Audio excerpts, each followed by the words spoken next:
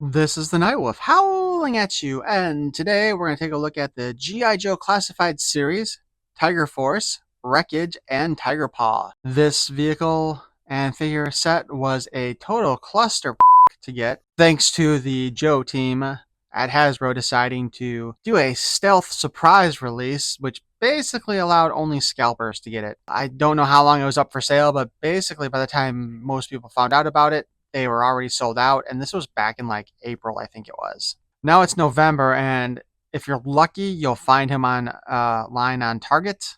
Supposedly, he's been in stock at stores. I am just going to say that I have tried to order this guy so many times, it's not even funny. The first like half dozen times, I'm not even joking, I get the figure in the cart, and then when I go to check out, it would air out, put the figure back in the cart, check out, air out. You know, it would do that all the time. Then, three times I actually had the figure ordered, went all the way through the process, only to have it canceled shortly afterwards. So finally, when I was at the Chicago Toy Show, I just picked him up at one of the booths. I got the guy to drop the price down to $75, which I felt stupid because there was one other guy who I kind of ignored because he didn't have prices on anything, and usually that means they're more expensive. But in that case, he had it for $70. And then naturally, a week later, it became available on Target again, and I placed an order and got it. Unfortunately, even though Target was doing a sale, the previous purchase denial had used that discount, and I didn't get it on the later figure. So Target kind of f***ed me over there too. It's one of the reasons why I hate Target. On the side, we get a picture of Wreckage. I believe this dude is basically just a repaint of Firefly from Cobra. He's got this weird skull thingy on, kind of drawn on his mask. And honestly, he's got a really feminine looking face there. At least the eyes are. On the other side, you know, our usual QR code symbol and all that fun crap. And finally on the back, we see pictures of him with the tiger paw. And this is kind of using the old style box where they didn't really do scenery like they've done later on. Well, let's go ahead and open this up, shall we? There we go.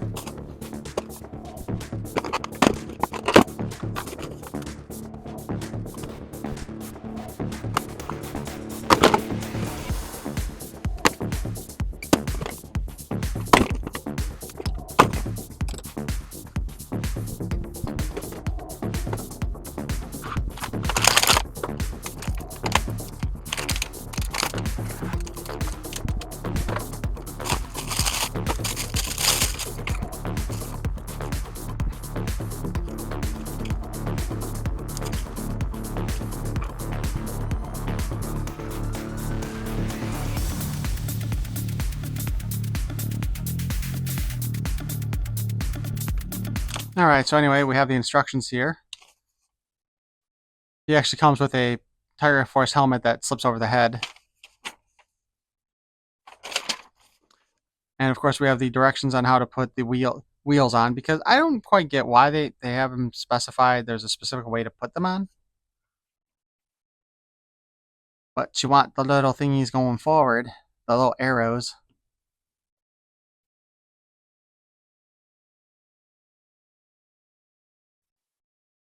Okay, so this guy has a couple of mines here that should fit in his backpack somehow.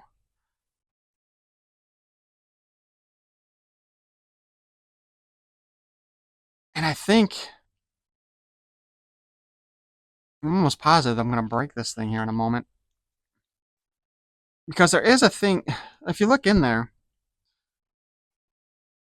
there is another attachment there, but it's not letting me fully take the backpack off.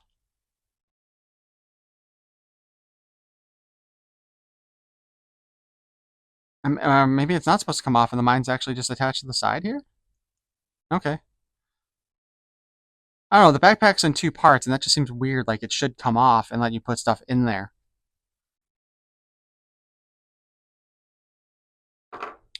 Let's go ahead and put our vehicle together, though, shall we? Remember, you want the little arrow groove thingies looking forward. And once you put them on, you're probably not getting them back off again.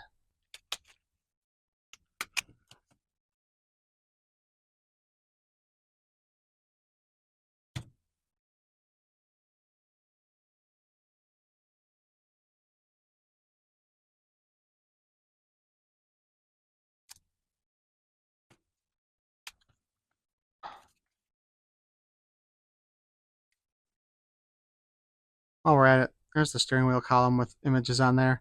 I think that's the same that they had on the Cobra ferret.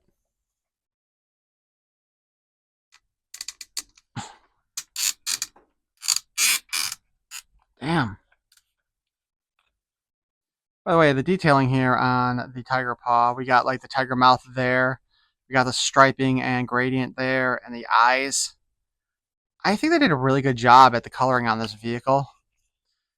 We got the caution stuff back there. Tiger Force logo there. G.I. Joe on this side.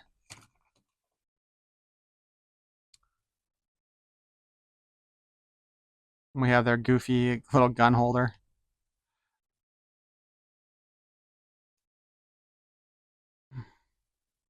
Which again, I think it's kind of silly that they keep on making every one of these guns that come with these vehicles able to come off and be handheld. I don't think that's necessary. Do you guys? I mean, the original Ferret and Tiger Paw from the 80s, the gun was huge and went all the way across there. So it was more almost like a bazooka.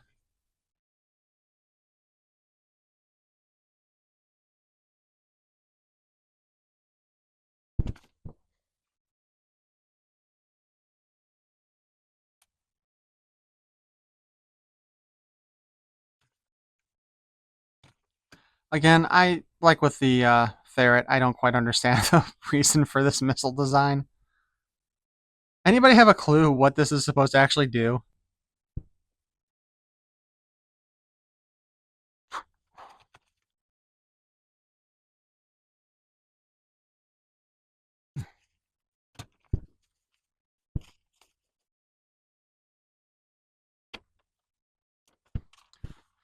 So our Tiger Paw has been put together.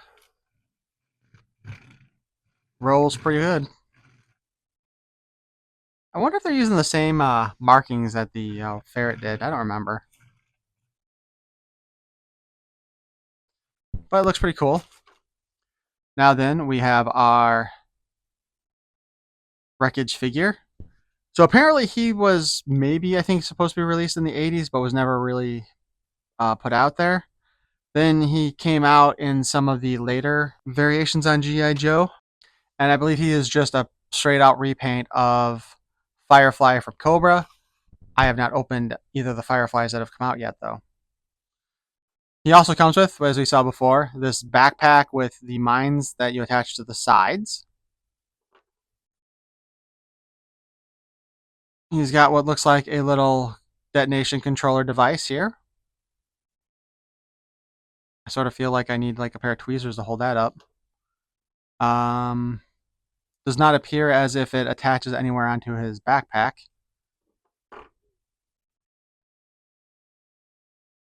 We have like a little machine pistol.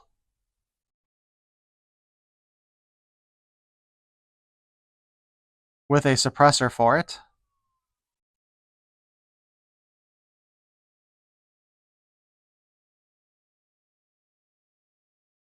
Shit. There we go. Giving us kind of a two-tone look there for it. He has a pistol that could also work with the suppressor.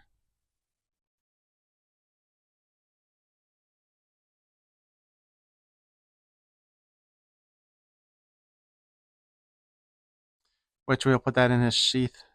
Or his holster. Maybe. He also comes with a little knife. Pretty brutal looking.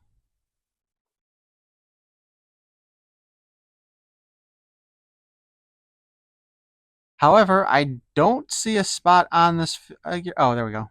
Never mind. It's on his wrist. This guy, though, with his backpack on.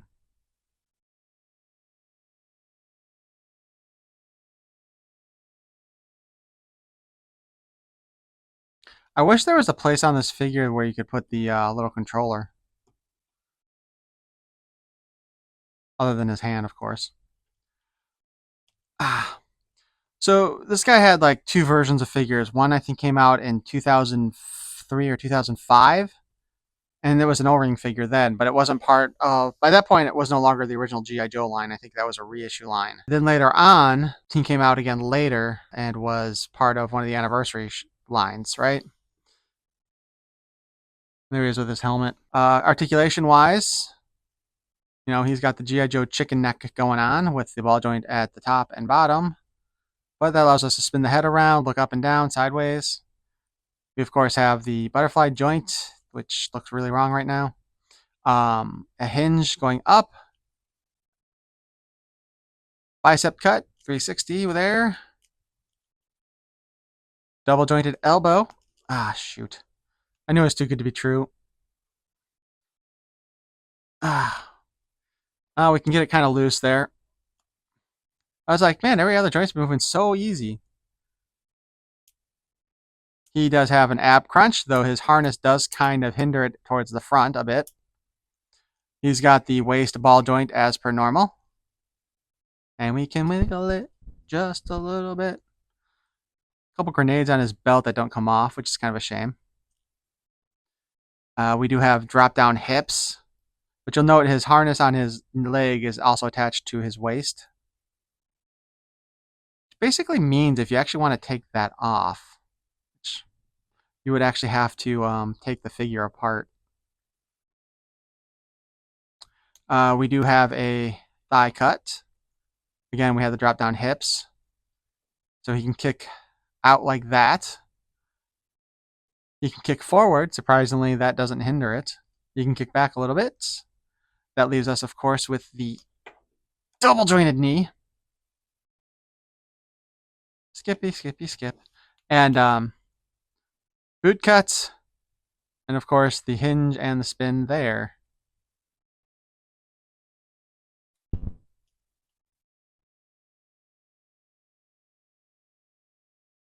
I do like that the gun can attach to the backpack. Again, ooh. No, wait. I do wish that there was a spot on the backpack where you could put the controller. There is this little peg here at the bottom, but I'm guessing that has to do with something that comes specifically with Firefly.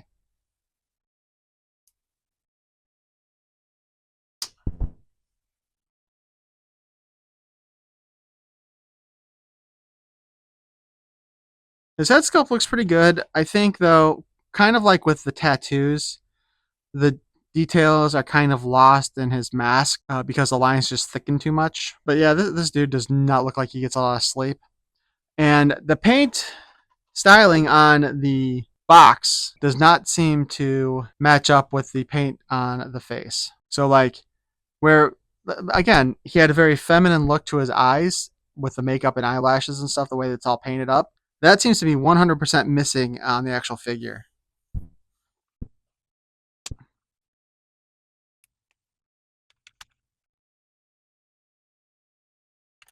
But our boy Wreckage here is, of course, a demolitions expert, so he's going to be blowing crap up. And as I mentioned before, there are some file cards for him. I think both of them were basically the same. I could only find one that I could read, though. The artwork for the original release of him is just so bad. Nobody's got a good photo of it. But I had to go with the second version, which works out because it's specifically for Tiger Force, and this is the Tiger Force version. Tiger Force Demolitions, codename Wreckage. File name, Moreno, Dillion L. Primary military specialty, demolitions. Secondary military specialty, jungle warfare instructor. Birthplace, Los Angeles, California, grade E5. Wreckage perfected his craft at the Army Jungle Warfare Training Center, where he served as a member of the OPFOR, Opposing Forces cadre. As such, he learned to use unorthodox methods to eliminate enemy forces and a ferocious combination of fighting styles in close quarter combat, earning him his code name. He was quickly moved to the GI Joe team so his natural destructive skills could be utilized to neutralize enemy saboteurs. So not only does he borrow Firefly's body design, he apparently is specifically there to fight Firefly. Assigned to Tiger Force Special Operations Unit, Wreckage quickly adapts to whatever environment he is dropped into. He uses a wide variety of explosives to eliminate impediments to the team, and is skilled in charged, fused, remote launched, or timed munitions. It is his mastery and use of Special Operation Forces Demolition Kit, so fucked, Soft dick.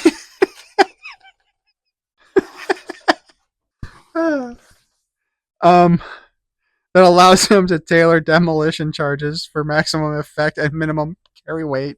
All I leave behind is enemy devastation. I think that'll do it for our look at the Tiger Paw and Wreckage figure.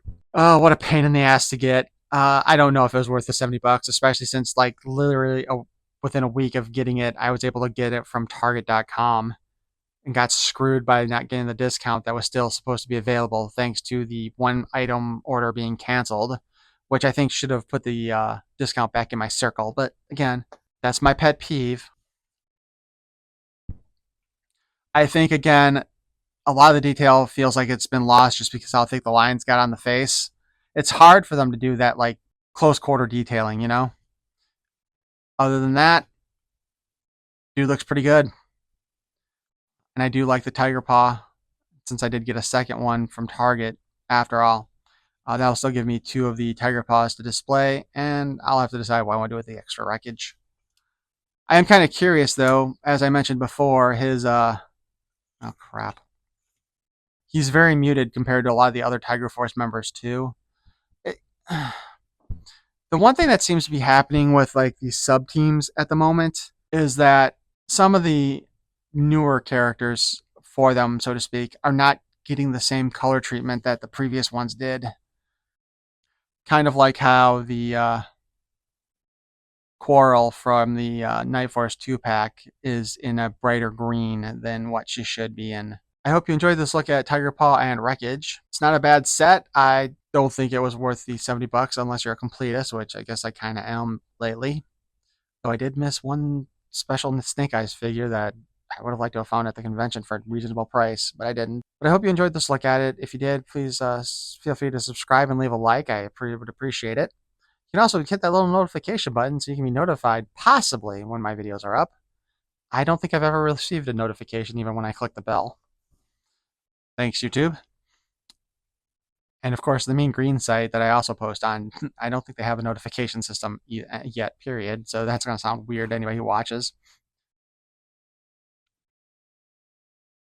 Thanks for watching. Peace and love.